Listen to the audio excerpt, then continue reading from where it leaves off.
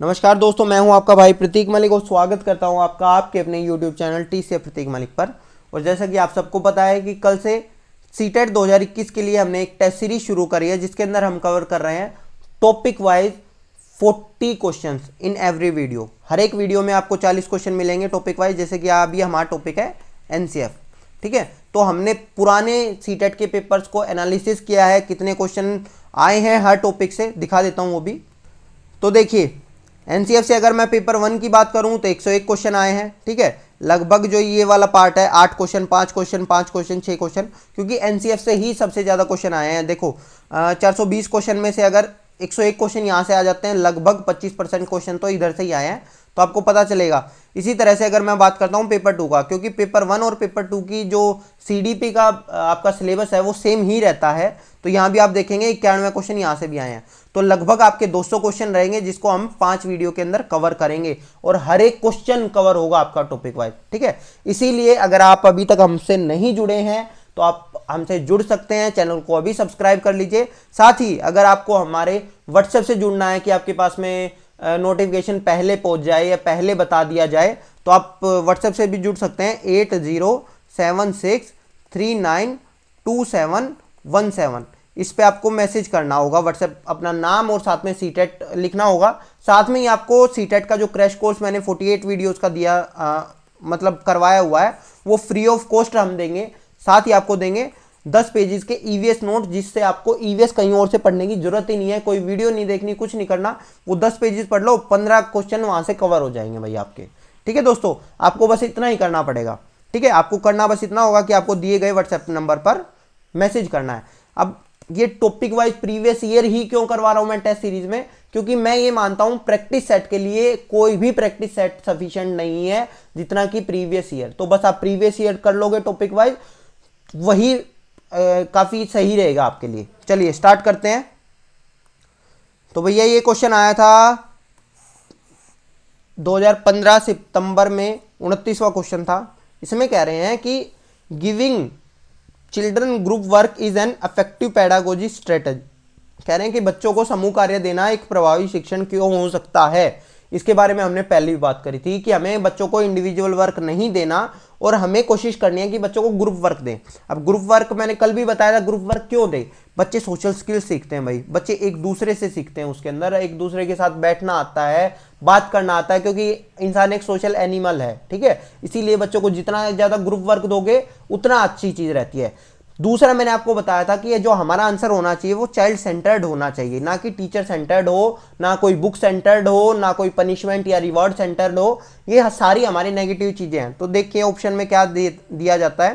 पहले, इससे शिक्षक का काम कम हो जाता है। अरे भैया, शिक्षक तो पैसे लेने आया है, शिक्षक तो पैसे दे रहा है, तो वो अपना काम उसको अपना काम क्यों कम करना है। उसको तो ये देखना है ना कि बच्चों को भला हो, क्योंकि शिक्षक को तो पैसे मिल रहे हैं, शिक्षक का काम तो मतलब हो रहा है ना, उसका तो भला हो रहा है उससे। अब बच्चा तो फीस देकर आया है, इसका मतलब अब स्कूल में भला किसका होना चाहिए, स्कूल में भला होना चाहिए स्टूडेंट का। तो हमारी अप्रोच कौन सी होनी चाहिए, चाइल्ड सेंटर्ड अप्रोच होनी चाहिए। तो ये तो गलत, ये तो है ही गलत, ठीक है। अब दूसरा देखो, छोटे समूहों में कुछ बच्चों को दूसरे बच्चों पर हावी होने की अनुमति होती है। अब देखो, इसमें कुछ बच्चों का तो भला हो गया, लेकिन हमें तो हर बच्चे के बारे में सोचना है ना। तो हर बच्चे के बारे में, अब दूसरों पे जिन पे हावी होंगे वो तो नेगेटिव चीज हो गई है, ठीक है। तीसरी बात है कि सीखने की प्रक्रिया में बच्चे एक दूसरे से सीखते हैं और परस्पर सहायता करते हैं। यही तो चीज़ है, हमें बच्चों को यही सिखाना है। देखो मैंने बताया कंपटीशन में नहीं सिखाना है, ग्रुप वर्क से बच्चे कोऑपरेशन सीखते हैं। कोऑपरेशन हमारे लिए पॉजिटिव है, कंपटीशन हमारे लिए नेगेटिव है। और एक दूसरे से सीखेंगे और बेहतर उनकी लर्निंग होगी, ठीक है। क्योंकि हो सकता है जो टीचर सिखा रहा है उसको वो अपने लेवल पे सिखा रहा है और बच्चों का लेवल सेम होता है। एक बच्चे ने सीखा, दूसरे बच्चे को वो समझ में नहीं आया, तो वो बच्चा क्योंकि उसके लेवल पे, उनके पास एग्जाम्पल भी ऐसे ऐसे हो सकते हैं कि मान लो कोई ऐसा एग्जाम्पल है जो किसी कार्टून से वो बच्चा समझ जाएगा, सीख जाएगा, तो कार्टून टीचर तो नहीं देखता ना, तो वो बच्चा होगा वो कार्टून के जरिए बताएगा, या जो उनके खेल वो आपस में खेलते हैं वो उसके जरिए बहुत सारे कंसेप्ट ऐसे होते हैं जो सीख लेते हैं बच्चे, ठीक है। तो ये वाली ऑप्शन सही है। अगर मैं बात करता हूँ चौथा क्यों गलत है, क्योंकि बच्चे अपना काम जल्दी करने में असमर्थ हो जाते हैं। अब भैया बच्चों को ये कहो कि तुम परफेक्ट बनो, तुम काम जल्दी करो, तुम मार्क्स अच्छे लाओ, तो ये तो घटिया सोच है, ये सोच हमारी रखनी नहीं है। बच्चा आराम से करे, धीरे धीरे करे, लेकिन समझ के करे। मैं ये भी नहीं कह रहा कि जल्दी बच्चे को नहीं करना चाहिए, अगर उसको सही समझ में आ रहा है और सारी चीज़ें सही हो रही हैं तो ठीक है, बढ़िया चीज़ है ये, ठीक है। लेकिन केवल इसलिए कि जल्दी काम करे, जल्दी काम करना नहीं, ये तो सेम वही वाली चीज़ हो गई। टीचर आता है, ब्लैक बोर्ड पे लिखवाया सिलेबस कंप्लीट करवाने के लिए, और ब्लैक बोर्ड पे आके क्वेश्चन करवा दिए, और अपना आते ही कह देता है बुक खोल लो और ये करो, ना टीचर बच्चों से कोई डिस्कस करना, ना ये करना, तो वो चीज़ हमारे लिए नेगेटिव होती है, ठीक है। चलिए नेक्स्ट क्वेश्चन पे चलते हैं भाई। नेक्स्ट क्वेश्चन है, देखो ये टॉपिक मैंने बताया एनसीएफ में बहुत इंपॉर्टेंट है, कल भी इससे क्वेश्चन आए थे, कम से कम 8-9 क्वेश्चन आए थे, ठीक है। तो आज फिर ये क्वेश्चन आया है, मिस्टेक हमारे लिए क्यों जरूरी है, ठीक है। तो मैंने आपको बताया था मिस्टेक से हमें ये पता चलता है कि बच्चे कैसे सीख रहे हैं, बच्चों का लर्निंग स्टाइल कैसा है, बच्चे कैसे समझ रहे हैं, तो यही चीज़ है। तो ऑप्शन देखो इसके अंदर ऑप्शन है 2, ठीक है। अब अगर मैं बात करूं तो भाई बच्चों को वीक और आउटस्टैंडिंग देने के लिए ये हमारे लिए नेगेटिव चीज़ है, मैंने आपको बताया था। देखो अब इसके अंदर अवसर भी आ गया था और बच्चों की थिंकिंग को हम बात कर रहे हैं, तो ये हमारे लिए पॉजिटिव ही वर्ड हो जाता है, तो ये चीज़ हो जाती है भाई हमारे लिए, ठीक है। तो अगर आपने कल किया हमारा सेशन देखा था तो उसमें आप आराम से कर सकते हैं। अब हमारे लिए नेक्स्ट क्वेश्चन है, कह रहे हैं कि to enable student to make conceptual change in their thinking, कह रहे हैं अपने चिंतन में अवधारणात्मक परिवर्तन लाने हेतु शिक्षार्थियों को सक्षम बनाने के लिए शिक्षिका को, कह रहे हैं कि एक टीचर है, मान लो बच्चे को कोई एक कंसेप्ट है वो बच्चा नहीं समझा या उसने गलत समझ लिया है, अब आप उसको कैसे समझाएंगे। तो सबसे पहली बात तो ये है कि हम बच्चे को मौका देंगे, बच्चे के साथ बात करेंगे, या मतलब बच्चे को समझाएंगे। मेन बात है टीचर को तो समझाना पड़ेगा ना भाई बच्चे को अगर गलत समझ में आया है, कोई चीज़ उसका मिस इंटरप्रेट हो गई है, तो आप उसको बताएंगे जरूर, ठीक है। अब वो कैसे बताएंगे उसके ऊपर बात है। पहली बात तो ये कह रहे हैं कि बच्चों की थिंकिंग को हतोत्साहित कर देंगे, ठीक है, स्वयं चिंतन करने के लिए हतोत्साहित कर देंगे, गलत चीज़ है। चाइल्ड सेंटर्ड अप्रोच क्या है, कंस्ट्रक्टिविस्ट अप्रोच क्या है, वो यही कहती है कि हमें बच्चे को ज़्यादा से ज़्यादा मौके देने हैं जिससे उसका ज्ञान है खुद बने, तो ज्ञानों को खुद बनने के लिए हमें प्रोत्साहित करना है बच्चे को, तो ये तो हो ही नहीं सकता। दूसरा एक्सप्लेनेशन, अब जो ये व्याख्यान वाला और ये जो लेक्चर है ना, लेक्चर हमारे लिए नेगेटिव होता है, लेक्चर हमें करना ही नहीं है। हाँ आपको एक्सप्लेन जरूर करना है उसको, ठीक है, लेकिन लेक्चर नहीं देना। एक्सप्लेनेशन आपकी एक्टिविटी मेथड से भी हो सकती थी, आपकी कैसे भी हो सकती थी, लेक्चर देके एक्सप्लेनेशन नहीं होती बस, ठीक है। अब तीसरा देखो, तीसरे में क्या कह रहा है, तीसरे में कह रहा है स्पष्ट और आश्वस्त करने वाली व्याख्या देनी चाहिए, कि बच्चे को कन्विंस करने के लिए एक्सप्लेनेशन देनी है और उनके साथ फिर डिस्कशन करना है। अब समझो इस चीज को, ऊपर वाले में और इसके अंदर क्या डिफरेंस है। वहां तो ये जो ऑप्शन था ये टीचर सेंटर्ड था, बच्चे को समझ में नहीं आ रहा आपने बता दिया, या बच्चे को गलत समझ में आया आप अपनी ढपली पीट के चले गए, वो चीजें नेगेटिव हैं, ठीक है। हमें बच्चे के साथ बात करनी है, अच्छा तेरे को ऐसा क्यों लगा, इसीलिए तो जो एरर्स हैं, एरर्स से हमें ये पता चलता है बच्चा कैसे सीख रहा है। बच्चा कहीं ना कहीं गलत होगा, कहीं ना कहीं गलती होगा, तो आपको पूरे प्रोसेस में उसका लूप होल देखना है, आपको ये देखना है कि इसको समझ में क्यों नहीं आया, ये इसका मिस इंटरप्रेट ये क्यों हुआ है। वो आपसे क्रॉस क्वेश्चन करेगा, वो आपके साथ डिबेट करेगा कि सर ऐसा नहीं होगा तो ऐसा होगा, तो वो हमारे लिए अच्छा है, क्योंकि उसके अंदर उसका नॉलेज खुद बन रही है, समझ रहे हो। वो आपका नॉलेज रिसीवर नहीं है, वो नॉलेज मेकर है बच्चा, तो वही हमारा ऑप्शन सही होना चाहिए, ठीक है। अब ये जो लालच दे दिया, ये जो सिस्टम है लालच पनिशमेंट और ये है, ये तो नेगेटिव ही है, आगे समझ में, इसको तो आपको काट के रखना है। ये सेम वही वाली चीज़ है कि आप मान लो किसी कोई बंदा है, हाँ भाई किसको वोट दोगे, तो मैं तो उसको वोट दूंगा, या तो आप उसको डरा दोगे, ठीक है, कि उसको वोट मत दे, तो वो तो गलत हो जाएगा ना, या आप उसको पैसे देके उसको खरीद लोगे, तो ये चीज़ नहीं होगी ना, आपको तो उसको कन्विंस करना अगर आप अच्छे हो तो। सेम वही वाली सारी चीज़ें इसके अंदर होती हैं, ठीक है। नेक्स्ट क्वेश्चन पे चलते हैं भाई। नेक्स्ट क्वेश्चन है हमारा कि which one of the following situation is illustrative of a child centred. हाँ देखो चाइल्ड सेंटर्ड के बारे में बात करी है, आगे समझ में। चाइल्ड सेंटर्ड के अंदर क्या मिलेगा, चाइल्ड सेंटर्ड के अंदर मिलेगा जिसके अंदर बच्चों को मौका दिया जाएगा ज़्यादा से ज़्यादा, ठीक है, बच्चों को परेशान नहीं करना हमें, मेन बात है जितना कंफर्ट में बच्चे रहेंगे वो चाइल्ड सेंटर्ड अप्रोच रहेगी हमारा। टीचर की मत सोचो, आप क्या सोचते हो, आप अपने आप को टीचर सोच के करते हो कि अगर मैं ये करूंगा तो ये होगा और वो होगा, या आप जिस टाइम पे पढ़े हो या आज के स्कूलों में क्या हो रहा है आपको ये लगता है अगर ये हो रहा है तो वही आंसर सही है, पर ऐसा नहीं होता। जो चाइल्ड सेंटर्ड अप्रोच है, नई अप्रोच है एक्चुअली, क्योंकि अभी लोग अपना रहे हैं, तो इन्हीं चीज़ों को हमें देखना है। अब बात करते हैं पहला क्या है, पहला क्या है कि एक कक्षा कक्ष में पाठ्य पुस्तक एकमात्र संसाधन होता है। पहली बात तो एकमात्र हो गया, तो ये तो नेगेटिव वर्ड हो गया था हमारा, एकमात्र ही। पाठ्य पुस्तक भी नेगेटिव वर्ड हो गया था, ये भी गलत है हमारे लिए। लेकिन है क्यों ये पाठ्य पुस्तक और ये एकमात्र? इसका रीजन ये है, ये हमारी टेक्स्ट बुक सेंटर्ड आ गई, ये हमारी किताब सेंटर्ड आ गई। ये वो टीचर होते हैं जो आकर केवल किताबों को पढ़ाते हैं, ठीक है। आए, किताबें खोलो, लिखवा दिया किताबें, एक बच्चा खड़ा होकर पढ़ेगा, उनका काम कुछ नहीं होता, चुपचाप बैठे रहते हैं, ठीक है। उनको कुछ नहीं देखना, उनको ये नहीं पता करना कि बच्चे को समझ में आया कि नहीं आया। तो ये गलत है ये चीज़, ठीक है। किताब से बाहर नहीं जाना, किताब से कम नहीं जाना। किताब से बाहर अगर कोई क्वेश्चन पूछ ले तो तू तो बेवकूफ़ है, वो गलत है वो चीज़, ठीक है। ऐसे टीचर हमें भी बेकार लगते थे, जो आते ही कहते थे किताब खोलो, आज हम ये चैप्टर खोलेंगे। अरे भैया, टीचर तो ऐसा होना चाहिए बिना किताब के पढ़ाए, और बच्चों को बताए ही ना कौन सा चैप्टर खेल रहे हैं, पढ़ रहे हैं हम। पहले एक्टिविटी करवा दे, सारी चीज़ समझा दे, और फिर कह दे भैया ये तुम्हारा ये चैप्टर हो गया है, बच्चों को तब पता चले, ठीक है। तो ये तो नेगेटिव चीज़ है हमारे लिए। दूसरा है, एक कक्षा जिसमें शिक्षार्थी समूहों में बैठे हैं। समूह में बैठे हैं पॉजिटिव वर्ड है। अब शिक्षिका बारी बारी जा रही है, यही हमारा आंसर है, शिक्षिका। अब अगर यहाँ ये होता ना बच्चों को बुला रही है, तो उसके अंदर क्या है, शिक्षिका तो बैठी है और बच्चों को बुला रही है, तो वो तो नेगेटिव हो जाता, वो टीचर सेंटर्ड हो जाता। यहाँ चाइल्ड सेंटर्ड है, जब शिक्षिका उनके पास खुद जा रही है, ठीक है। अब अगली देख लो, अगले बारे में पुरस्कार वगैरह आ गया, ये नेगेटिव है। अब समझो इन चीज़ों को, ये जो पुरस्कार वगैरह और ये सारी चीज़ें हैं, ये बस आपको वर्ड देखने हैं यार, तभी नेगेटिव पे लगा देना क्वेश्चन पढ़ के, ठीक है। फिर अगला आ गया आपका कि एक कक्षा जिसमें शिक्षिका नोट लिख देती है और याद करने को कहती है। सेम वही वाली चीज़ आ गई, नोट लिखवा दिया, किताब वगैरह भरवा दिया, इनको रटते रहो, इनको याद करते रहो, नेगेटिव चीज़ है भाई ये तो हमारी। नेक्स्ट पे चलते हैं। नेक्स्ट है हमारा कि a teacher can help the children to process a complex situation, कि जटिल परिस्थिति में टीचर कैसे हेल्प करेगा। अब इसके लिए आपको पता होना चाहिए टीचर हेल्प क्या करता है। टीचर हेल्प करता है हिंट देकर, समझ रहे हो। टीचर क्या करता है, टीचर हेल्प करता है हिंट देकर। मान लो बच्चा किसी क्वेश्चन में फंस गया, तो आप बता दोगे देख इसके अंदर वो फॉर्मूला लग सकता है क्या, ठीक है। तो ये सारी चीजें देकर होता है, यही आपका क्या होगा, यही आपका स्काफोल्डिंग होगा वाइगोत्स्की के हिसाब से, ठीक है।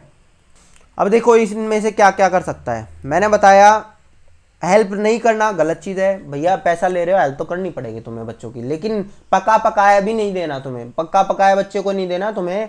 ना तो कोई लालच देना है बच्चे को, ना डराना है धमकाना है, जिससे उसको ना भी आया तो वो कह दे कि आ गया।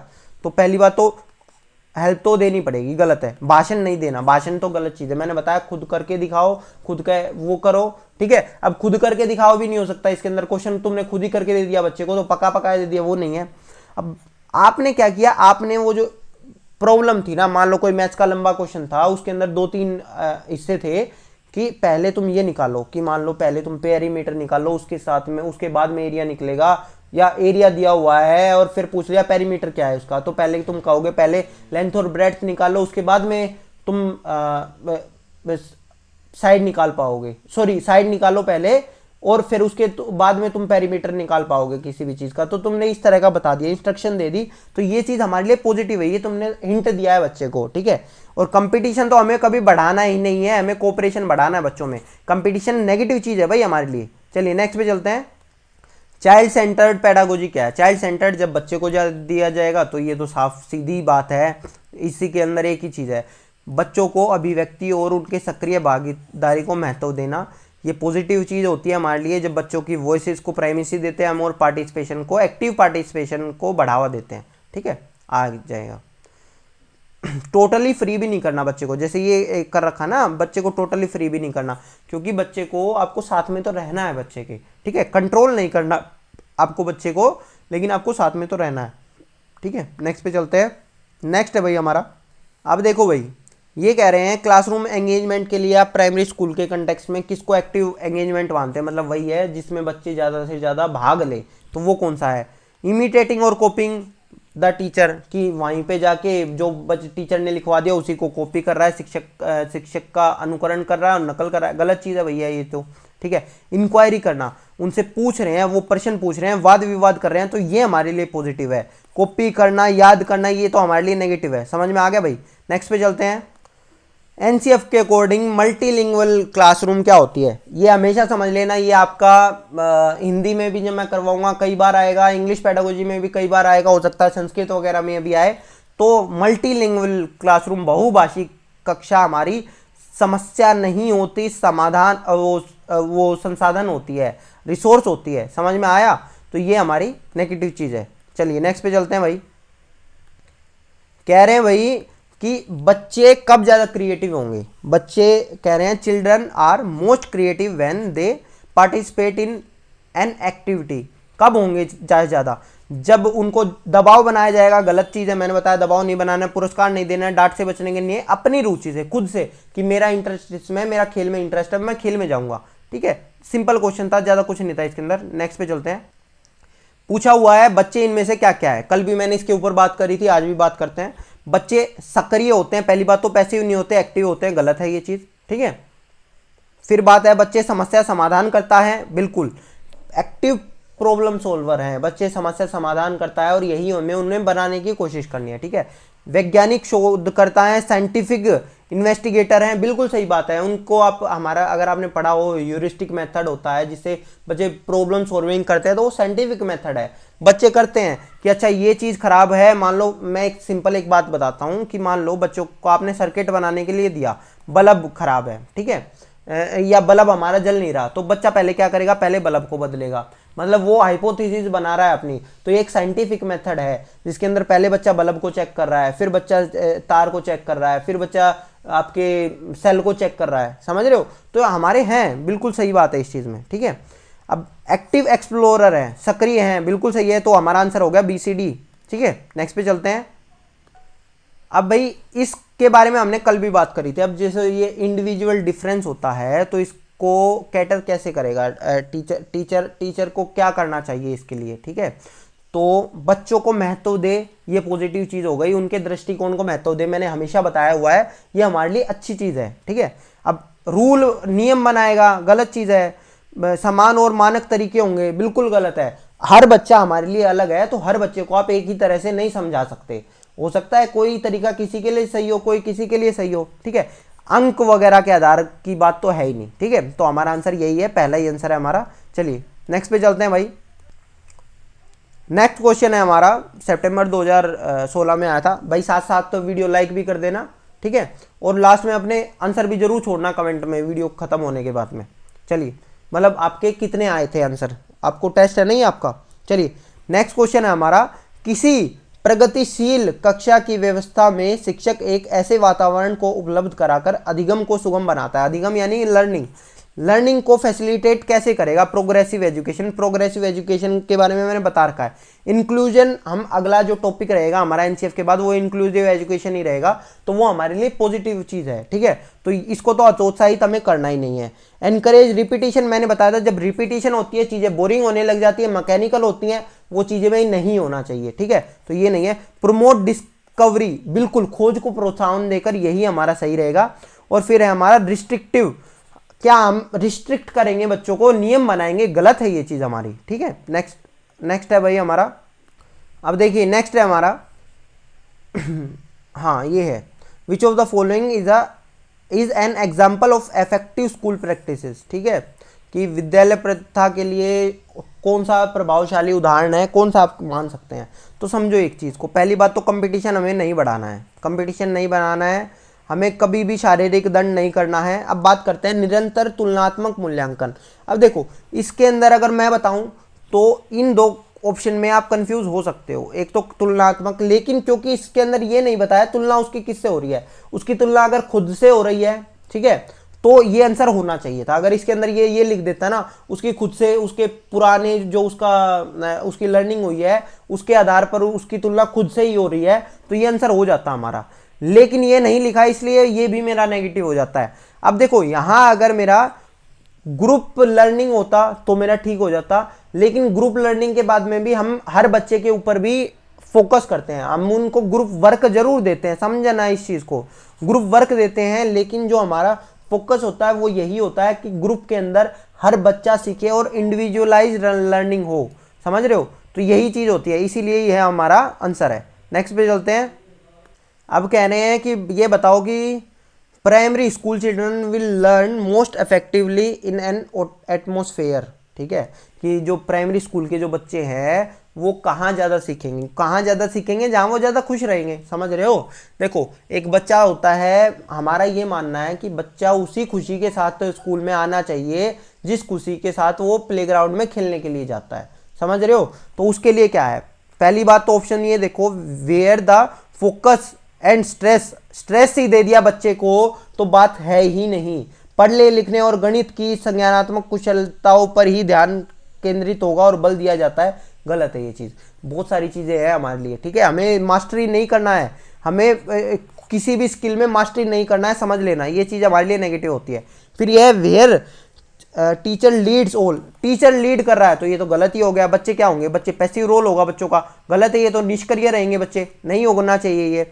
फिर ये है where their emotional needs are met and they feel that they are valued. समझो एक चीज़, एक बात बताता हूँ, आप अगर मान लो स्कूलों में जाओगे तो गवर्नमेंट स्कूलों में पढ़ोगे अब, ठीक है, तो एक बहुत एग्जाम्पल बताता हूँ आपको, बहुत छोटा सा एक इंसिडेंट है कि एक ऐसा बच्चा था, जब मैं टीचिंग प्रैक्टिस कर रहा था दिल्ली के अंदर, ठीक है, वहाँ एमसीडी के जो स्कूल थे वहाँ एक ऐसा बच्चा था जो स्कूल में आता था बड़ा खुश होके, ठीक है, और वो इतना खुश होता था कि भाई मेरे को तो स्कूल से जाना ही नहीं है। उसका रीज़न क्या था, उसका रीज़न क्या था कि उसको जो घर वाला माहौल था ना वो ख़राब था। उसका पापा उसकी मम्मी को मारता था, तो वो मतलब उसकी जो लाइफ थी वो वहीं बाहर छोड़ के आता था, और स्कूल के अंदर वो बिल्कुल अलग तरह का बच्चा दिखता था। जो उसके घर का जो माहौल था उस तरह, वो मतलब परेशान हो चुका था उन सारी चीज़ों से, घर में लड़ाई झगड़े हो रहे हैं, सोशियो इकोनॉमिक कंडीशन उनकी क्या है, ये सारी चीज़ें हैं। क्योंकि यहाँ उसके साथ सारी बात करने वाले होते थे, टीचर होते थे या बच्चे होते थे, तो वो उनके साथ एंजॉय करता था। क्योंकि घर में जाते ही तो एक अलग से प्रेशर आ जाता था उनके माइंड पे। समझ रहे हो? आप अब बड़े हो चुके हो तो हो सकता है बचपन में आपने कभी ना झेला हो ये प्रेशर, लेकिन हमारे स्कूलों में ऐसे बच्चे जरूर होते हैं जिनको इमोशनल सपोर्ट घर से वो वाला नहीं मिल पाता जो आपको उनको मिलना चाहिए। तो कम से कम उनको स्कूल में आपको जरूर देना है, क्योंकि कम से कम 6 घंटे तो आपके पास भी रह रहा है बच्चा। तो आप एज अ गार्जियन बात करोगे या इसी तरह से बात करोगे तो आपको ये होना चाहिए। तो ये हमारे लिए अच्छा आंसर है। ठीक है, नेक्स्ट पे चलते हैं। अथॉरिटी, अगर मान लो यहाँ भी जैसे वहाँ तो पेरेंट्स की अथॉरिटी चल रही है और यहाँ टीचर की भी अथॉरिटी चलेगी, तो ये चीज़ें गलत है ना। उसको मौका दो, उसको बात करने की बातें करो। ठीक है, नेक्स्ट पे चलते हैं। बहुत आसान क्वेश्चन है एनसीएफ के अकॉर्डिंग। एनसीएफ के अकॉर्डिंग शिक्षक की भूमिका बताओ। शिक्षक की भूमिका है फैसिलिटेटर की, सुविधादाता की। ठीक है, तो इस चीज़ में कोई दिक्कत की बात नहीं है। अब देखो ये फैसिलिटेटर, फैसिलिटेटिव, ये एक ही वर्ड है हमारा इसके अंदर इंग्लिश के अंदर, लेकिन हिंदी में ये अलग अलग आ जाता है। तो भैया इंग्लिश वाले भी देख लिया करो कि क्या क्या चीज़ें हैं हमारी। ठीक है, नेक्स्ट पे देखिए, काफ़ी अच्छा क्वेश्चन है ये हमारा।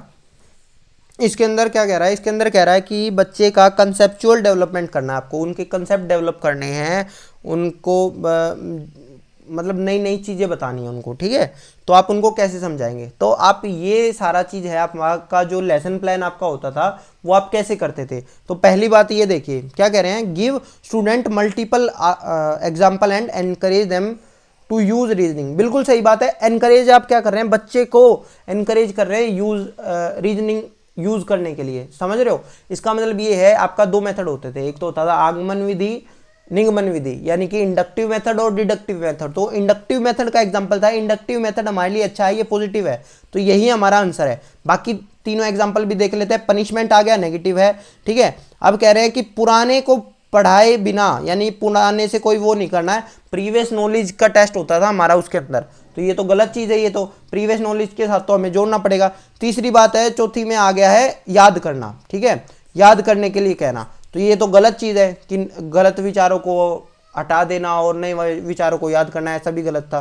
ठीक है, नेक्स्ट पे चलते हैं भाई। ध्यान से देखो भाई इस क्वेश्चन को। कह रहे हैं कि एक शिक्षिका अपनी प्राथमिक कक्षा में प्रभावी अधिगम को बढ़ा सकती है, कैसे बढ़ा सकती है। तो पॉजिटिव नेगेटिव देखना है, साथ साथ ड्रिल और अभ्यास करना नहीं। कोई एक स्किल तो हो सकती है आपकी, स्किल को बढ़ाने के लिए हो सकता है, लेकिन कभी लर्निंग के लिए नहीं हो सकता। ये मैंने आपको बताया था कि अगर आपको फील्डिंग बढ़ानी है बच्चों की तो आप ये ड्रिल और अभ्यास करवा सकते हैं, लेकिन कभी लर्निंग के लिए नहीं करवाएंगे। तो ये नेगेटिव हो गया। प्रतियोगिता नेगेटिव हो गया। छोटी छोटी उपलब्धियों में पुरस्कार देकर, ये भी नेगेटिव हो गया। उनकी लाइफ से जोड़कर, उनके जीवन के साथ संबंध करके, तो ये पॉजिटिव हो गया, ये हमारा आंसर है। नेक्स्ट पे चलते हैं भाई। अच्छा क्वेश्चन है, विविध प्रकार की सामाजिक, आर्थिक और सांस्कृतिक पृष्ठभूमियों के बच्चों से युक्त कक्षा सभी विद्यार्थियों के अधिगम अनुभवों को बढ़ाती है। यह कथन क्या है, यह सही है या गलत है? तो मैंने बताया था आपको, डाइवर्स क्लासरूम हमारा होगा, बहुभाषी क्लासरूम हमारा होगा, तो ये सही है। तो ये दो ऑप्शन तो गलत ही हो गए, जिसमें गलत लिखा हुआ, ये तो हो ही नहीं सकते। अब सही क्यों है उसको देखो। सही है क्योंकि इसमें कक्षा अधिक श्रेणीबद्ध दिखाई देती है, तो जो ये श्रेणीबद्ध आ जाए, जिसमें रैंक दी जाए या जिसमें कोई हायरार्की हो, ये हमारे लिए गलत होती है। ये सही इसलिए है क्योंकि बच्चे अपने साथियों से अनेक कौशल सीखते हैं, तो यही हमारा है।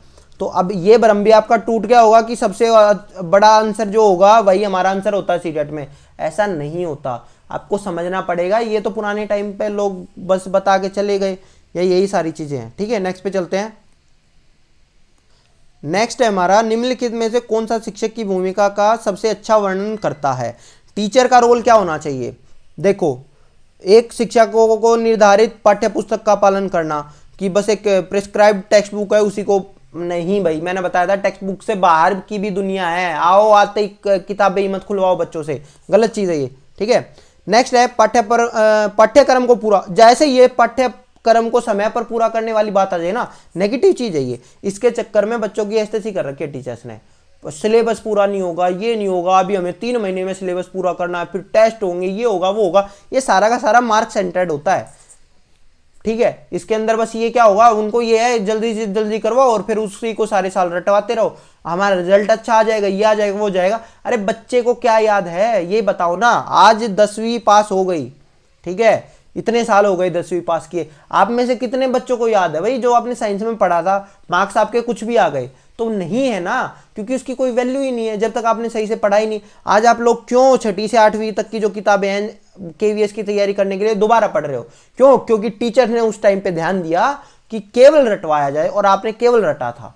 तो रटना नहीं है, समझना है, तभी आपका होगा। ठीक है, आराम के लिए जगह बनाना, बिल्कुल सही बात है। रिलैक्स प्लेस होनी चाहिए बच्चों के लिए। मैंने बताया था बच्चों को जितना ज्यादा आराम दोगे उतना ज्यादा वो बढ़िया है, और उनसे फिर पूछताछ करो, संवाद करो, डायलॉग करो, इंक्वायरी करो, बिल्कुल सही बात है। सबसे कम अनुशासन, एक इसने ऐसी कर रखी है बच्चों की, डिसिप्लिन में रहो, ये करो वो करो। अरे भैया, डिसिप्लिन नाम की चीज ही नहीं है। डिसिप्लिन होता है सेल्फ डिसिप्लिन। समझ में आया? अगर बच्चा पूछ रहा है, अगर आप उसको ये कह रहे हो कि तू पूछ रहा है, अब बात नहीं होनी चाहिए, पिन ड्रॉप साइलेंस होना चाहिए, ये चीज होनी चाहिए, तो वो तो नेगेटिव चीज है। जब तक बच्चे बात नहीं करेंगे, आपस में बात नहीं करेंगे, जितना बच्चे टीचर से नहीं सीखते ना, उतना बच्चे आपस में सीखते हैं। अगर आपको पता हो ये बात, आपने भी देखा है। आप ये, मैं ये कह रहा हूं, कोई कॉन्सेप्ट बता दो ऐसा जो आप स्कूल में ही सीखे, या आप अपने दोस्तों से नहीं सीखे, या आप कहीं बाहर पे नहीं सीखे। आपने लगभग, मैंने तो कम से कम 90% ऐसी चीजें हैं जो बाहर सीखी हैं, स्कूल में नहीं सीखी। स्कूल में केवल पढ़ने की 10% चीजें सीखी हैं। स्कूल में बाकी सारी ऐसी चीजें थी जो मेरी पर्सनैलिटी में बढ़ी, पर्सनैलिटी में आई, वो चीजें सीखी है मैंने। तो स्कूल खाली एक किताबों वाली चीज नहीं है, स्कूल उससे बहुत बढ़ के है। ठीक है, आया समझ में? इसीलिए हम सारी उम्र स्कूल को याद रखते हैं। कभी आपने याद किया ये वाली बात कि अरे यार वो फलाने टीचर ने तो वो चैप्टर पढ़ाया था, बड़ा अच्छा पढ़ाया था? नहीं ना, आपने वही याद किया है कि जो आपकी मेमोरीज भी बनती है, अच्छी मेमोरी बनती है, क्योंकि हमें अच्छे से खुशी तो रहना है फिर आगे जाके। चलिए नेक्स्ट पे चलते हैं। नेक्स्ट पे चलते हैं भाई। हाँ जी, देखो ये है, निम्नलिखित में से कौन सा बच्चों में अधिगम में सुधार करने के लिए सबसे अधिक उपयुक्त है?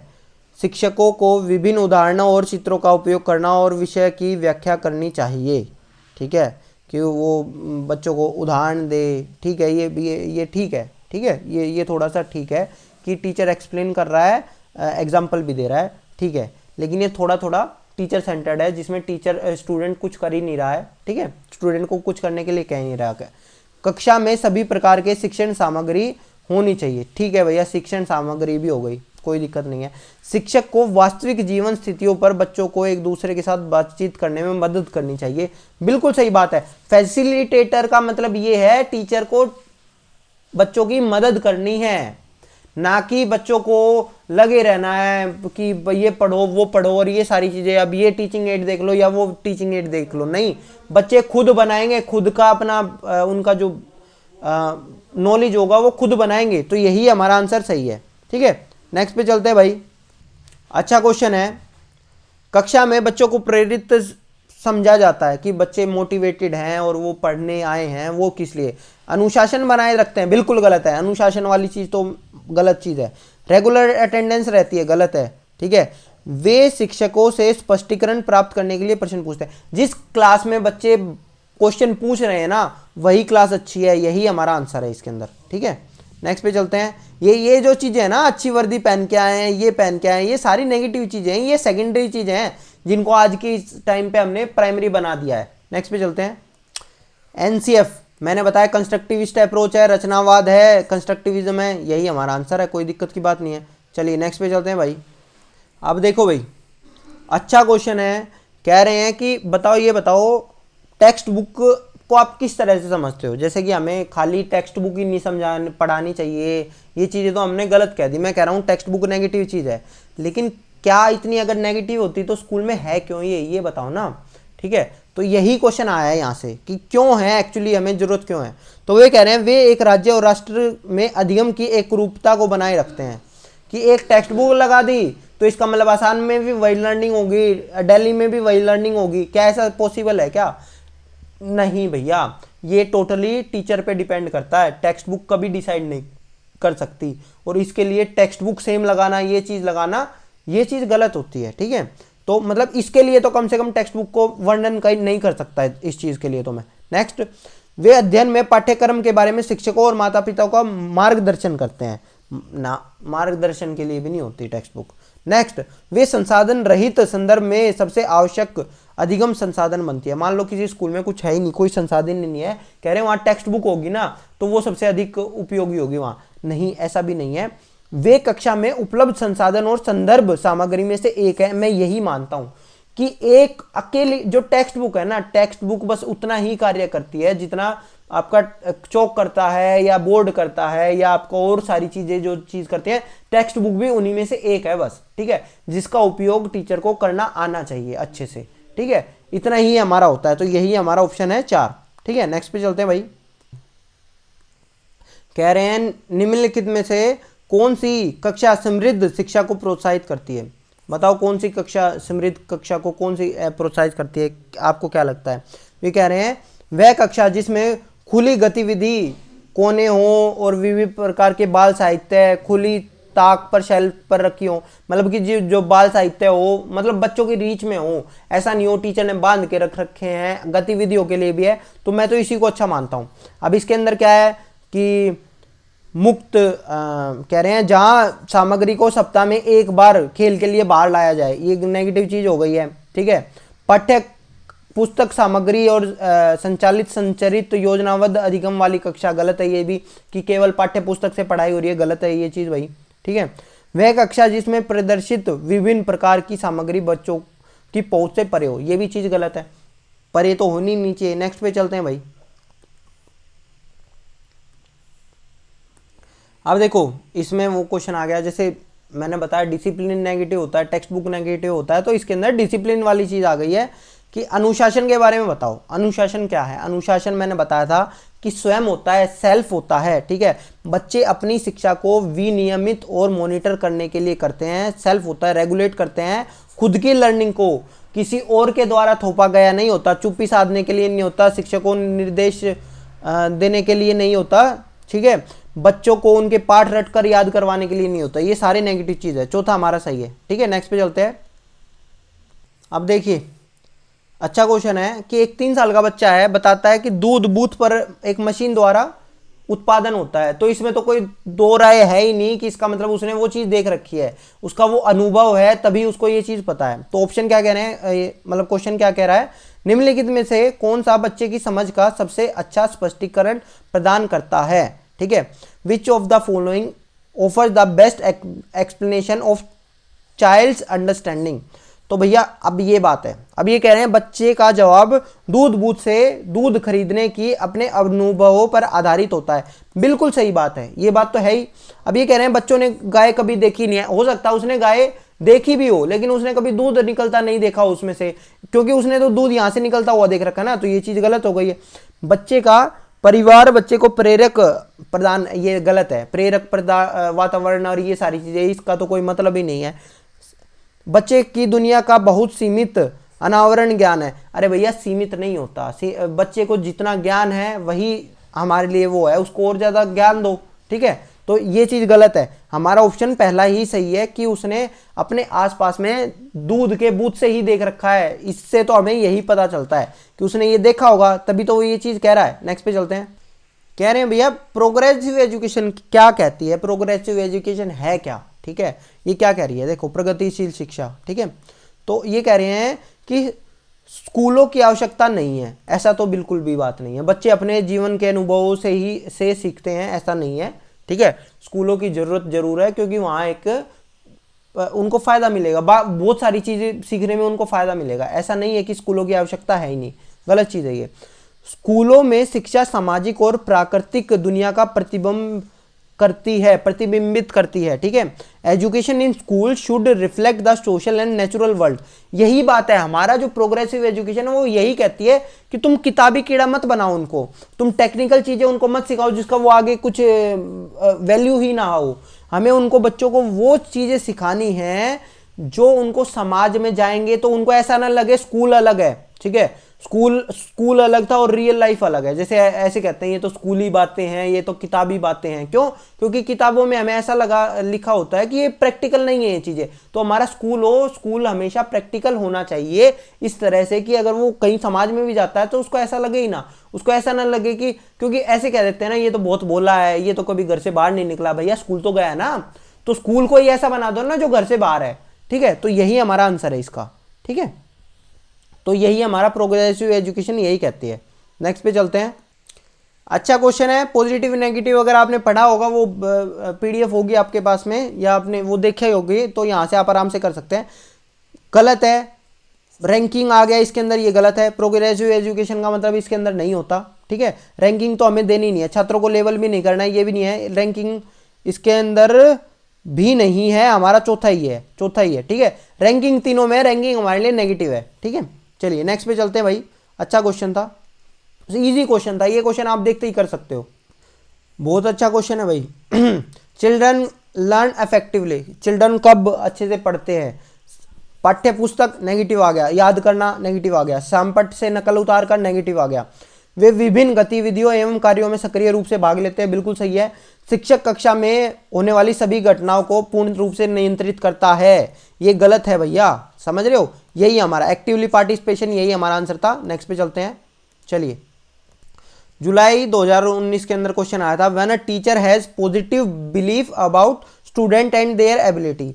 जब शिक्षक को विद्यार्थियों एवं उनकी योग्यताओं के बारे में सकारात्मक विश्वास होता है तब क्या होता है? निश्चिंत हो जाते हैं और सीखने के लिए किसी भी तरह का प्रयास करना बंद कर देते हैं, गलत चीज़ है। उत्साह भंग हो जाता है, ये भी नहीं है। दबाव में आ जाते हैं, ऐसा नहीं है। सकारात्मक विश्वास है ना, हमें विश्वास है हमारे बच्चे पे, तो दबाव बनाने की क्या जरूरत है या दबाव में आने की क्या जरूरत है? किसी भी रूप से प्रभावित नहीं करते, बिल्कुल गलत है। सीखने के लिए उत्सुक एवं प्रेरित रहते हैं, बिल्कुल सही बात है, ठीक है। यही हमारा है, ठीक है। चलिए नेक्स्ट पे चलते हैं। कह रहे हैं कि इन कंस्ट्रक्टिविस्ट फ्रेम लर्निंग इज, संरचनात्मक दृष्टिकोण के अनुसार अधिगम क्या है? निष्क्रिय है, गलत है। जानकारी अर्जन करने की प्रक्रिया है।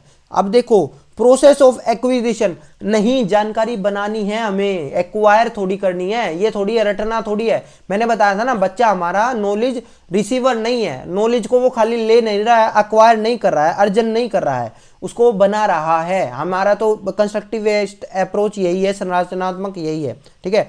A change in behaviour as a result of experience, अनुभव के परिणाम के रूप में व्यवहार में एक परिवर्तन होने की प्रक्रिया है। ये आप खाली लर्निंग के लिए तो कह सकते हो, लेकिन ये संरचनात्मक दृष्टिकोण के लिए नहीं है, ये एक सक्रिय और सामाजिक प्रक्रिया है। सक्रिय क्यों है? क्योंकि हम खुद बनाएंगे नॉलेज को, बच्चा खुद बनाएगा, तो इसीलिए ये आंसर है हमारा, ठीक है दोस्तों। नेक्स्ट पे चलते हैं। फिर आ गया भाई एरर, आ गया हमारा चिल्ड्रंस एरर। क्या है? बार बार अभ्यास करने के लिए कहेंगे, तुरंत सुधार देनी चाहिए, नहीं। अधिगम का एक भाग है, यही है हमारा, अधिगम का एक भाग ही है हमारी, ठीक है। महत्वहीन भी नहीं है, प्रदर्शित करता है कि बच्चे कितने लापरवाह हैं, गलत चीज है भैया ये चीज। नेक्स्ट पे चलते हैं। कह रहे हैं which of the following is not a key process through which meaningful learning occurs. ठीक है, मीनिंगफुल लर्निंग के बारे में कह रहे हैं कि यानी कि हमें एक नेगेटिव चीज़ देखनी है इसमें। तो अगर आप नेगेटिव देखेंगे तो पुनरावृत्ति और अभ्यास, ठीक है, एक थोड़ा सा नेगेटिव लगाइए, ठीक है। लेकिन अगर आप देखेंगे तो लास्ट में देखो, लास्ट वाला तो बिल्कुल ही नेगेटिव है, मेमोराइज और रिकॉल, तो यही हमारा आंसर है। ठीक है दोस्तों, चलिए नेक्स्ट पे चलते हैं भाई। कह रहे हैं children should dash question in the class. बच्चों को कक्षा में प्रश्न क्या करना चाहिए? हतोत्साहित करना चाहिए, रोकना चाहिए, अनुमति नहीं होनी चाहिए। तीनों गलत हैं, लास्ट वाला सही है, प्रेरित करना चाहिए भैया उनको। नेक्स्ट पे चलते हैं भाई। अच्छा क्वेश्चन है, ध्यान से समझना। एक शिक्षक बच्चों को प्रभावी रूप से समस्या का समाधान करने के लिए सक्षम बनाने के लिए किस तरह से प्रोत्साहित कर सकता है? ठीक है, समाधान करने में सक्षम बनाने के लिए किस तरह से प्रोत्साहित कर सकता है कि बच्चे कोई भी प्रॉब्लम सोल्व कर पाए। तो कैसे करेंगे? पहली बात कह रहे हैं कि पाठ्य पुस्तक से एक ही प्रकार के प्रश्नों के उत्तर का अभ्यास के लिए उन्हें पर्याप्त मात्रा में अवसर प्रदान करके पाठ्य पुस्तक से एक ही प्रकार के प्रश्नों के उत्तर के अभ्यास के लिए उन्हें पर्याप्त, मतलब एक ही तरह के क्वेश्चन दे दिया उनको कि करते रहो, रटते रहो, तो उनको तो क्वेश्चन रट जाएगा। उनके प्रॉब्लम सॉल्वर कहाँ बने? प्रॉब्लम सॉल्वर तो वो होगा ना, कोई भी नई प्रॉब्लम आए उसको सोल्व कर ले। ठीक है, नेक्स्ट पे चलते हैं। ठीक है, रोट मेमोराइजेशन, कंठस्थीकरण, ठीक है, कंठस्थीकरण सॉरी, ठीक है, ये भी गलत है हमारा। ठीक है, अब ध्यान से समझना, ये तीसरे वाला, बच्चों को समस्या के बारे में ये क्या लिख दिया, सहजानुभूत अनुमान लगाने और बहुविकल्पों को देखने के लिए प्रोत्साहित करके encouraging student to make intuitive guess. Intuitive guess कैसे होता है? जो एक्चुअली लॉजिकल होती हैं। ठीक है, कि अच्छा ऐसा नहीं होगा, आप कभी भी अगर सोचोगे तो आप लॉजिकल गैस ही करते हो कोई भी क्वेश्चन करने से पहले कि अच्छा इसके अंदर ये फॉर्मूला लग सकता है क्या, इसके अंदर ये हो सकता है क्या। तो हमें बच्चे को यही सिखाना है, यही हमारा आंसर है। अब ये कह रहे हैं स्टेप बाय स्टेप सॉल्यूशन देकर, ये भी गलत है हमारा। ठीक है दोस्तों, नेक्स्ट पे चलते हैं। कह रहे हैं कि सेम ये वैसा ही क्वेश्चन आ गया कि एक शिक्षक को क्या चाहिए। अब ये संस्कृति समुदाय किसी विशेष को बढ़ावा दे, गलत बात है। हमें तो सबका सम्मान करके चलना है, समान भी रखना है सबको अपनी नज़रों में और सबका सम्मान भी करना है, समझ रहे हो। तो अनदेखी करना है, विविधता की अनदेखी भी नहीं करनी है हमें, तुलना भी नहीं करनी है हमें क्या करना है? हमें सम्मान करना है, यही हमारा आंसर है। ठीक है, समान रख के सम्मान करना है सबका, कोई दिक्कत की बात नहीं है। देखो भाई, अगर मैं बताऊं तो मैं गर्व करता हूं कि मैं इंडियन हूं, मैं हिंदू हूं, मैं जाट हूं, ठीक है, बट मैं सम्मान करता हूं बाकी को भी। मैं दूसरे देशों का भी सम्मान करता हूं, मैं दूसरे धर्मों का भी सम्मान करता हूं और मैं दूसरी जात का भी सम्मान करता हूं। ठीक है, तो प्राउड आप हो सकते हो, आप जो हो आप उसके ऊपर प्राउड हो सकते हो कि मैं यहां से आता हूं, ठीक है, मैं हरियाणा से आता हूं, मैं उस पर प्राउड करता हूं। लेकिन ऐसा थोड़ी है कि मैं असम को नीची दृष्टि से देखूंगा, जबकि असम में मैं अभी काम कर रहा हूं। ठीक है, तो मैं यहां का भी सम्मान करता हूं। आप अपनी संस्कृति पे प्राउड तो फील कर सकते हो, ये तो हमारा राइट है, हम कह सकते हैं कि हमें गर्व है इन चीजों पे।